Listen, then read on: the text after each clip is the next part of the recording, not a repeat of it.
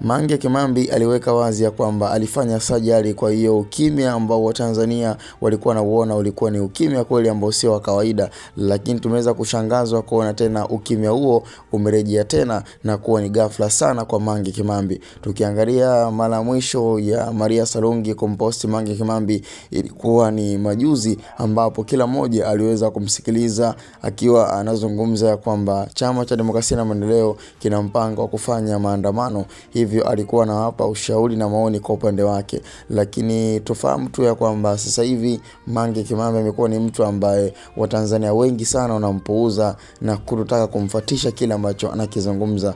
Ukiangalia mambo yaliyofanyika mwaka jana na uchochezi ambao ulifanyika na yeye mwenyewe, Watanzania kwa sasa hivi hawataki tena kumfuatisha Mange Kimambi, na ndio maana hata sasa hivi akiwa anazungumza ushawishi umepungua kwa kasi kubwa sana, na ndio miongoni mwa watu ambao sasa hivi watu wanashindwa kuelewa kwamba kwa nini amepunguza ushawishi. Na ni kweli kabisa watu wengi wanaamini kwamba Mange alikuwa ni sehemu kubwa ya kuwafanya Watanzania waingie kwenye maandamano na kupoteza maisha yao, hivyo hawataki tena kuingia kwenye makosa ama pia udhaifu ama uchochezi ambao uliweza kufanyika kipindi cha mwaka jana 2025 Oktoba 29.